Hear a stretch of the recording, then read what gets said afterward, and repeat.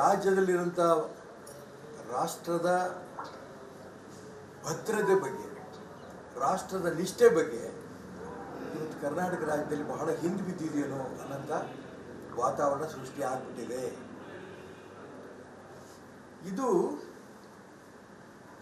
ಪಾಕಿಸ್ತಾನದಲ್ಲೋ ಪ್ಯಾಲೆಸ್ಟೈನಲ್ಲೋ ಅಕಸ್ಮಾತ್ ಭಾರತದ ಧ್ವಜವನ್ನು ಹಾರಿಸಿದ್ರೆ ಅಲ್ಲಿ ಧ್ವಜವನ್ನು ಹಾರಿಸಿರೋನು ಅಲ್ಲೇ ಗುಂಡಿಟ್ಟು ಕೊಂದುಬಿಡೋದು. ಕರ್ನಾಟಕ ರಾಜ್ಯದಲ್ಲಿ ಎಷ್ಟು ಕಡೆ ಪ್ಯಾಲೆಸ್ಟೈನ್ ಜೊತೆ ನಾವಿದ್ದೇವೆ ಬ್ಯಾನರ್ಗಳು, ಆ ಫ್ಲ್ಯಾಗ್ ಹಾಕ್ಕೊಂಡು ಧಾರಾಳವಾಗಿ ಮೆರವಣಿಗೆ ಮಾಡುತ್ತಾರೆ. ಒಬ್ಬ ಮಂತ್ರಿ ಜಮೀರ್ ಅಹಮದ್ ಅವ್ರು ಏನು ತಪ್ಪಿದೆ ಅಂತಾರೆ. ರಾಷ್ಟ್ರಭಕ್ತಿ ಬಗ್ಗೆ, ರಾಷ್ಟ್ರ ನಿಷ್ಠೆ ಬಗ್ಗೆ ಇವ್ರಿಗೇನು ಕಲ್ಪನೆನೇ ಇಲ್ವಾ? ಯಾರು ಏನು ಬೇಕಾದ್ರು ಘೋಷಣೆಗಳು ಕೂಗ್ಬೋದಾ? ಆ ಮುಸಲ್ಮಾನರಲ್ಲಿ ಎಲ್ಲ ಮುಸಲ್ಮಾನರು ಬದುಕು ಮಾಡ್ತಾರೆ ಅಂತ ನಾನು ಹೇಳಲ್ಲ. ಇದು ರಾಷ್ಟ್ರದ್ರೋಹಿ ಚಟುವಟಿಕೆ, ರಾಷ್ಟ್ರದ್ರೋಹಿಗಳು ಮಾಡ್ತಾರೆ ಅಂತ ದುಷ್ಕೃತ್ಯ. ಇದನ್ನ ನಾನು ಹೆಂಗೆ ಹೇಳ್ತಾ ಇದ್ದೀನೋ ಹಾಗೆ ಮುಸಲ್ಮಾನ್ ರಾಷ್ಟ್ರಭಕ್ತ ಹಿರಿಯರು ಕೂಡ ರಾಷ್ಟ್ರದ್ರೋಹಿ ಚಟುವಟಿಕೆ ಮಾಡ್ತಾರಂತ ಆ ಯುವಕರಿಗೆ ದಾರಿ ತರಬೇಕು. ಅವ್ರ ಪರವಾಗಿನೇ ಏನು ಪ್ಯಾಲೆಸ್ಟೈನ್ ಜೊತೆ ಹಿಡ್ಕೊಂಡ್ರು ಏನು ತಪ್ಪಿದೆ? ಜಮೀರ್ ಅಹಮದ್ ಹೇಳಿದ್ರೆ ಮಂತ್ರಿನೇ ಹಿಂಗೆ ಹೇಳಿರ್ಬೇಕು, ಏನು ತಪ್ಪು ಅನ್ನೋಷ್ಟು ಪ್ರಶ್ನೆ ಬಂದಾಗುತ್ತೆ. ಪಾಕಿಸ್ತಾನ್ ಜಿಂದಾಬಾದ್, ಪ್ಯಾಲೆಸ್ಟೈನ್ ಜಿಂದಾಬಾದ್. ಎಲ್ಲಿ ತನಕ ಬಂತು ಕೊನೆಗೆ ಇದು?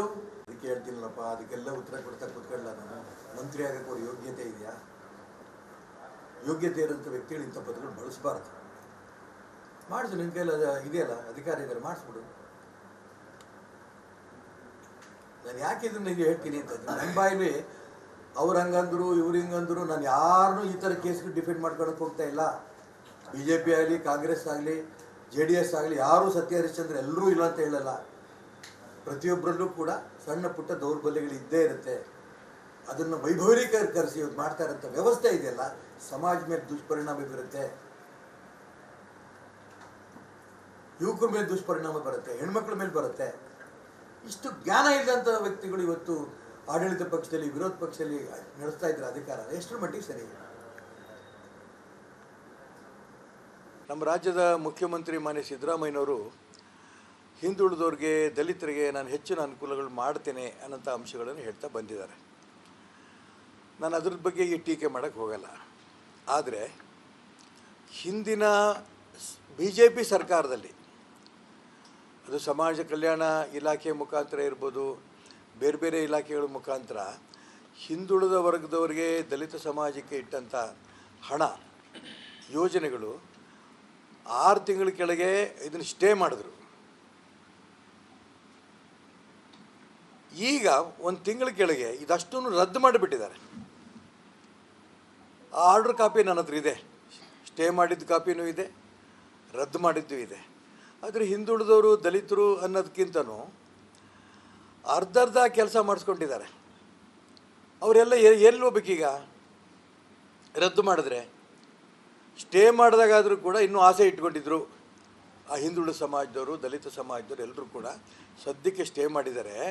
ನಮ್ಮ ಹಣವನ್ನು ಬೇರೆ ಬೇರೆ ಇದಕ್ಕೆ ಬಳಸಿರ್ಬೋದು, ಮತ್ತು ಹಣ ಬರ್ಬೋದು ಅನ್ನೋಂಥ ನಂಬಿಕೆ ಮೇಲೆ ಆ ಎಲ್ಲ ಸಮಾಜದವರು ಇದ್ದರು. ರದ್ದೇ ಮಾಡಿಬಿಟ್ರೆ ಯಾರು ತಗೋ ಕೇಳಬೇಕು? ಮೊನ್ನೆ ಒಂದು ರದ್ದು ಮಾಡಿದ್ದೊಂದು ಕಾಪಿ ನೋಡಿದೆ ನಾನು. 1093 ಯೋಜನೆಗಳ 373 ಕೋಟಿ ರೂಪಾಯಿನ ರದ್ದು ಮಾಡಿದ್ದೇವೆ. ಈಗ ಅದು ರದ್ದು ಮಾಡಿದ್ರೆ ಎಲ್ಲಿಗೋಗ್ಬೇಕು? ಯಾರು ತಗೋಗಿ ದುಡ್ಡು ಕೇಳಬೇಕು? ಸರ್ಕಾರದ, ಹಿಂದಿನ ಸರ್ಕಾರದ ಬಿಡುಗಡೆ ಆಗಿದ್ದಂಥ ಹಣ ಅದು ಕೂಡ ಒಂದು ರೀತಿಯ ವ್ಯರ್ಥ ಆಗುತ್ತೆ. ಹೊಸದಾಗಿ ಬರಲಿಲ್ಲ ಅಂತಂದರೆ ಯೋಜನೆ ಪೂರ್ಣ ಮುಗಿಯಲ್ಲ. ನಾನು ಮಾನ್ಯ ಮುಖ್ಯಮಂತ್ರಿಗಳು ಅವ್ರ ವೈಯಕ್ತಿಕ ಮೂಢ ಕೇಸ್ ಇರ್ಬೋದು, ಬೇರೆ ಬೇರೆ ಹಗರಣಗಳ ಬಗ್ಗೆ ಇರ್ಬೋದು, ನಾನು ಅವ್ರ ಬಗ್ಗೆ ಇದ್ರ ಬಗ್ಗೆ ಟೀಕೆ ಮಾಡೋಕ್ಕೆ ಹೋಗಲ್ಲ. ಅದು ನೀವು ಏನು ಯಾವ ರೂಪದಲ್ಲಿ ಅದನ್ನು ಫೇಸ್ ಮಾಡ್ತೀರಿ, ನೀವು ಕಾನೂನು ತಜ್ಞರಿದ್ದೀರಿ, ನೀವೇನು ಬೇಕಾದ್ರೂ ಅದನ್ನು ಫೇಸ್ ಮಾಡಿ, ಬೇಡ ಅನ್ನಲ್ಲ. ಆದರೆ ಕರ್ನಾಟಕ ರಾಜ್ಯದಲ್ಲಿ ಆಡಳಿತ ಸಂಪೂರ್ಣ ವಿಫಲವಾಗಿದೆ, ಇದರಲ್ಲೇನು ಅನುಮಾನ ಇಲ್ಲ. ಒಂದು ಇಲಾಖೆಯಲ್ಲಿ ಒಂದು ಬುಟ್ಟಿ ಮಣ್ಣು ಕೂಡ ಹಾಕ್ತಾಯಿಲ್ಲ ರಸ್ತೆಯಲ್ಲಿ. ಗ್ರಾಮೀಣ ಪ್ರದೇಶದಲ್ಲಿ ಯಾವ ಅಭಿವೃದ್ಧಿ ಕೆಲಸಗಳು ಆಗಿಲ್ಲ.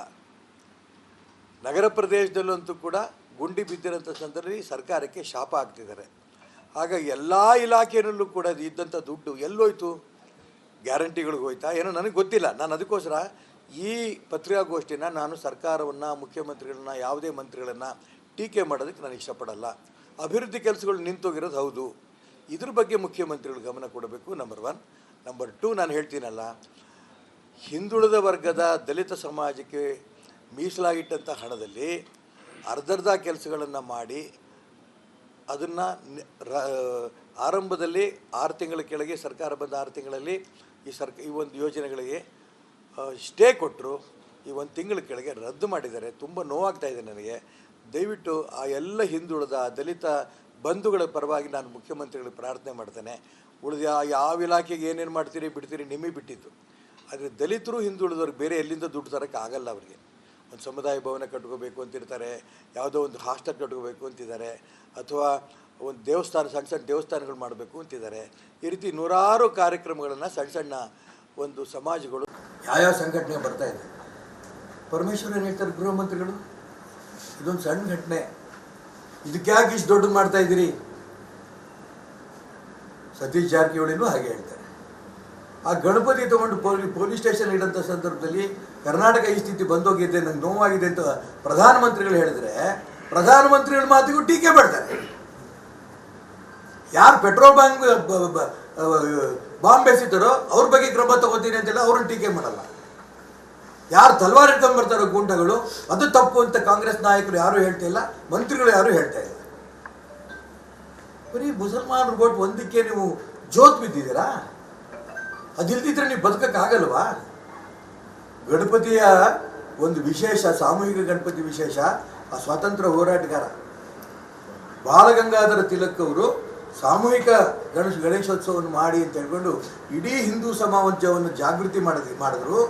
ಅದರ ಒಂದು ಫಲನೂ ಕೂಡ ಸ್ವಾತಂತ್ರ್ಯ ಪಡೆಯೋದಕ್ಕೆ ಅದು ಒಂದು ಕಾರಣ, ಅದೊಂದೇ ಅಂತ ನಾನು ಹೇಳಲ್ಲ. ಯಾಕೆ ಇಲ್ಲಿ ರಾಷ್ಟ್ರದ್ರೋಹಿ ಚಟುವಟಿಕೆ ಮಾಡಿದ್ರೆ ಹಿಂದೂಗಳು ಜಾಗೃತಿ ಆಗಿದ್ದಾರೆ, ಹಿಂದೂ ಸಂಘಟನೆ ಇದೆ, ನಾವು ಬಾಲ ಬಿಚ್ಚಿದ್ರೆ ಬಾಲ ಕಟ್ ಮಾಡ್ತಾರೆ, ಆ ರಾಷ್ಟ್ರದ್ರೋಹಿ ಮುಸಲ್ಮಾನರಿಗೆ ಗೊತ್ತು. ಹಿಂದೂ ಸಮಾಜ ಜಾಗೃತಿ ಆಗಿದೆ, ಇದಕ್ಕೆ ಕಾರಣ ಬಾಲಗಂಗಾಧರ ತಿಲಕ್ ಅವರು. ಆದರೆ ಮುಸಲ್ಮಾನರು ಓಟಿಗೋಸ್ಕರನೇ ಕಾಂಗ್ರೆಸ್ನವರು ಈ ರೀತಿ ಗಲಭೆಗೆ ಕಾರಣ ಹಿಂದೂ ಸಮಾಜನೇ ಕಾರಣ, RSS ಕಾರಣ, ವಿಶ್ವ ಹಿಂದೂ ಪರಿಷತ್ ಕಾರಣ ಅನ್ನೋಂಥ ಮಾತನ್ನು ಮುಖ್ಯಮಂತ್ರಿಗಳ ಬಾಯಲ್ಲಿ ದಯವಿಟ್ಟು ಬರಬಾರ್ದು. ಇದು ನನ್ನ ಪ್ರಾರ್ಥನೆ. ಯಾರು ಈ ರೀತಿ ರಾಷ್ಟ್ರದ್ರೋಹಿ ಚಟುವಟಿಕೆಗಳು, ಪಾಕಿಸ್ತಾನ ಧ್ವಜ ಹಿಡ್ಕೊಂಡು ಹೋಗೋದು, ಪ್ಯಾಲೆಸ್ಟೈನ್ ಧ್ವಜ ಹಿಡ್ಕೊಂಡು ಹೋಗೋದು ಮಾಡಂಥ ಆ ಯುವಕರಿಗೆ ರಾಷ್ಟ್ರದ್ರೋಹಿಗಳು ಅಂತ ಅಂದ್ಕೊಂಡು ಅವ್ರನ್ನ ಅರೆಸ್ಟ್ ಮಾಡಬೇಕು, ಅವ್ರನ್ನ ಜೈಲಿಗೆ ಕಳಿಸ್ಬೇಕು, ಅವ್ರು ಸರಿಯಾದ ಶಿಕ್ಷೆ ಆಗಂಗೆ ಆಗಬೇಕು. ಈ ದಿಕ್ಕಿನಲ್ಲಿ ಸರ್ಕಾರ ಗಮನಿಸಿದ್ರೆ ಇಡೀ ಕರ್ನಾಟಕ ರಾಜ್ಯ ಸರ್ಕಾರದ ಕರ್ತವ್ಯ ಇದೆ, ಹಿಂದೂ ಮುಸ್ಲಿಂ ಕ್ರಿಶ್ಚಿಯನ್ ಒಟ್ಟಿಗೆ ಬದುಕಬೇಕು, ಬಾಳಬೇಕು ಅನ್ನೋದರಲ್ಲಿ ಅವ್ರು ಯಶಸ್ವಿ ಆಗ್ತಾರೆ. ಇಲ್ಲ ಮುಸಲ್ಮಾನ್ ಓಟ್ ಬೇಕು, ಅದರಲ್ಲಿ ಯಶಸ್ವಿ ಆಗಬೇಕು ಅಂತ ನಿಮ್ಮ ಆಸೆ ಇದ್ದರೆ ನೀವು ಹಿಂಗೆ ಮುಂದುವರೆದ್ರೆ ಈಗಾಗಲೇ ದೇಶದಲ್ಲಿ ಕಾಂಗ್ರೆಸ್ ಪಕ್ಷ ಎಲ್ಲ ಕಡೆ ನಿರ್ನಾಮ ಆಗ್ತಾ ಹೋಗ್ತದೆ. ಕರ್ನಾಟಕ ರಾಜ್ಯದಲ್ಲೂ ಕೂಡ ಆ ರೀತಿ ಮುಸಲ್ಮಾನ್ ಗೂಂಡಾಗಳಿಗೆ ಬೆಂಬಲ ಕೊಟ್ಕೊಂಡು ಬಂದಿದ್ದು ಇಡೀ ಹಿಂದೂ ಸಮಾಜ ಸಹಿಸಲ್ಲ. ಇದನ್ನು ಗಮನಿಸಬೇಕು ಅಂತ ಕಾಂಗ್ರೆಸ್ನವ್ರಿಗೆ ನಾನು ಒತ್ತಾಯ ಮಾಡ್ತೇನೆ. ಪೊಲೀಸ್ ಇಲಾಖೆ ಅಂತೂ ನಾಗಮಂಗಲದಲ್ಲಿ ನಿಮ್ಮ ಟಿವಿಗಳಲ್ಲಿ ನೋಡಿದೆ ನಾನು. ಪಾಪ ಪ್ಯಾದೆ ಅಂತಾರಲ್ಲ, ಅದಕ್ಕೆ ಅವನು ತಣ್ಣು ನಿಂತು ಎಷ್ಟು ತರ ಗಲಾಟೆ ತಣ್ಣು ನಿಂತಾರೆ. ಯಾರು ಕೊಲೆ ಮಾಡ್ಕೊಂಡು ಹೋಗ್ಲಿ, ಯಾರು ಸುಡ್ಲಿ, ಯಾರು ಕಲ್ಲು ಹೊಡಿಲಿ. ಇದು ಒಬ್ಬ ಪೊಲೀಸ್ ಮಾಡೋದು ತನ್ನ ಕರ್ತವ್ಯದಲ್ಲಿ ನಿರ್ವಹಣೆ ಮಾಡೋದ್ರಲ್ಲಿ ವಿಫಲ ಆಗಿರೋದಷ್ಟೇ ಅಲ್ಲ, ರಾಜ್ಯದ ಸರ್ಕಾರ ಕೂಡ ಮುಖ್ಯಮಂತ್ರಿ ಆದಾಗಿ, ಗೃಹ ಮಂತ್ರಿ ಆಗಿ ಆ ಪ್ಯಾದೆ ಇದ್ದಂಗೆನೆ ಇವರು ಇದ್ದಾರೆ. ಆ ಪ್ಯಾದೆ ಸುಜ್ಞಾನ ಇದ್ದಾನೆ. ಈ ಪ್ಯಾದೆಗಳು ಮುಖ್ಯಮಂತ್ರಿಗಳು, ಹೋಮ್ ಮಿನಿಸ್ಟ್ರು, ಇವರೆಲ್ಲರೂ ಕೂಡ ನೇರವಾಗಿ ಹಿಂದೂ ಸಮಾಜದ ಮೇಲೇ ತಪ್ಪು ಅನ್ನೋಂಥ ಹೇಳಿಕೆಗಳು ಕೊಡ್ತಾ ಇದ್ದಾರೆ. ಹಿಂದೂ ಸಮಾಜ ಜಾಗೃತಿ ಆಗ್ತಾ ಇದ್ದಾವೆ, ಗೊತ್ತಿರಲಿ. ನಾನು ರಾಜಕಾರಣ ಮಾಡಿಕೊಂಡೇ ಸಮಾಜ ಸೇವೆ ಮಾಡ್ತೀನಿ, ಸಾಯೋ ತನಕನೂ ರಾಜಕಾರಣ ಮಾಡಿಕೊಂಡೇ ಇರ್ತೀನಿ.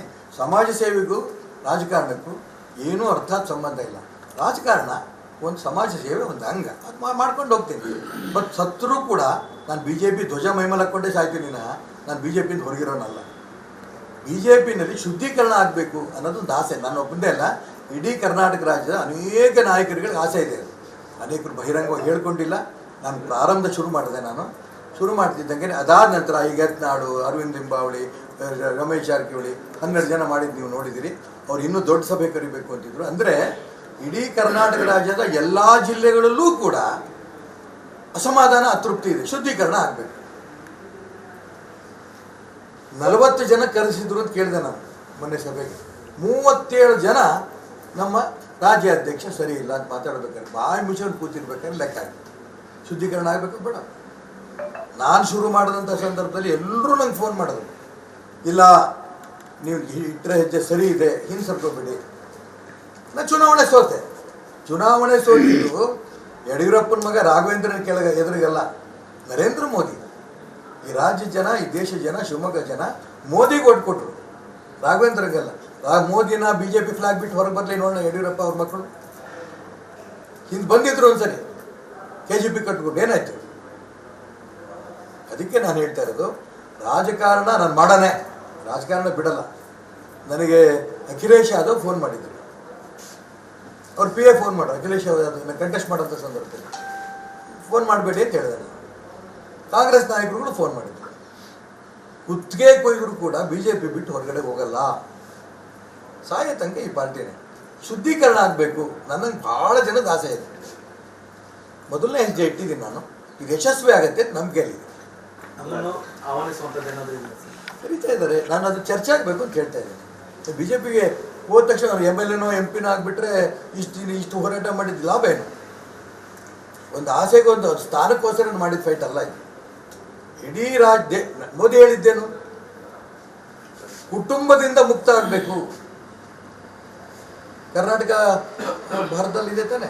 ಮೋದಿ ಅಪೇಕ್ಷೆ ಕರ್ನಾಟಕದಲ್ಲಿ ಆಗಬೇಕು ಅನ್ನೋಂಥ ಅವ್ರು ಅಪೇಕ್ಷೆ ಪಟ್ಟಂಥ ಸಂದರ್ಭದಲ್ಲಿ ಯಡಿಯೂರಪ್ಪನವರು, ರಾಘವೇಂದ್ರ ಅವರು, ವಿಜೇಂದ್ರ ಅವರು ಇದನ್ನ ಅರ್ಥ ಮಾಡ್ಕೋಬೇಕು ತಾನೆ. ಇವರೇ ಕೇಂದ್ರ ಚುನಾವಣಾ ಸಮಿತಿ ಸದಸ್ಯರು, ಇವರೇ MP, ಇವರೇ MLA, ಇವರೇ ರಾಜ್ಯಾಧ್ಯಕ್ಷರು. ಇದನ್ನು ಮೋದಿ ಹೋಗ್ತಾರಾ? ಮೋದಿ ಸಮಾಧಾನ ಇದೆಯಾ? ಅದಕ್ಕೋಸ್ಕರ ನಾನು ಹೇಳ್ತಾ ಇರೋದು, ರಾಜಕೀಯ ನಡೆ ಅಂದ ತಕ್ಷಣ ಬರೀ MLA MP ಒಂದು MLA ಮಂತ್ರಿನೂ ಆಗಬೇಕು ಅಂತ ಇವೆಲ್ಲ ಆಗ್ಬಿಟ್ಟಿದ್ದೀನಿ ನಾನು. ಆದರೆ ಆ ಪಕ್ಷದ ಋಣ ತೀರಿಸಬೇಕು ಅನ್ನೋದಾದರೆ ಇದು ಶುದ್ಧೀಕರಣ ಆಗಬೇಕು ಅಂತ ನಾನು ಹೊರಟಿದ್ದೀನಿ. ಈ ರೀತಿ ಸಾವಿರಾರು ಜನದ ಅಪೇಕ್ಷೆ ಇದೆ. ಇದು ಕರ್ನಾಟಕ ರಾಜ್ಯದಲ್ಲಿ ಖಂಡಿತ ಶುದ್ಧೀಕರಣ ಆಗತ್ತೆ, ಇದರಲ್ಲಿ ಅನುಮಾನ ಬೇಡ. ಇಡೀ ರಾಜ್ಯದಲ್ಲಿ ಹಿಂದುಳಿದವರು, ದಲಿತರು, ಒಂದೂರ ಸಮಾಜದಲ್ಲೂ ಕೂಡ ಬಹಳ ಬಡವರು.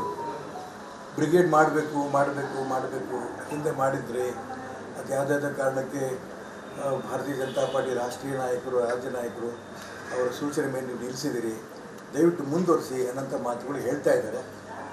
ನಾಳೆ ಬಿಜಾಪುರದಲ್ಲೂ ಕೂಡ ಒಂದು ಸಭೆಯೂ ಕರೆದಿದ್ದಾರೆ. ಬಿಜಾಪುರ, ಬಾಗಲಕೋಟೆ ಆ ಭಾಗದ ಪ್ರಮುಖರುಗಳ ಸೇರಿ ಮೀಟಿಂಗ್ ಕರೆದಿದ್ದಾರೆ. ಮೀಟಿಂಗ್ ಹೋಗ್ತಾ ಇದ್ದೀನಿ. ಆದರೆ ಬ್ರಿಗೇಡನ್ನು ಆರಂಭ ಮಾಡಬೇಕು ಬೇಡೋ ಇನ್ನೂ ಅಂತಿಮ ತೀರ್ಮಾನವನ್ನು ಎಲ್ಲ ಪ್ರಮುಖರುಗಳ ಜೊತೆ ಕೂತು ಚರ್ಚೆ ಮಾಡಿ ತೀರ್ಮಾನ ತಗೋತೀವಿ.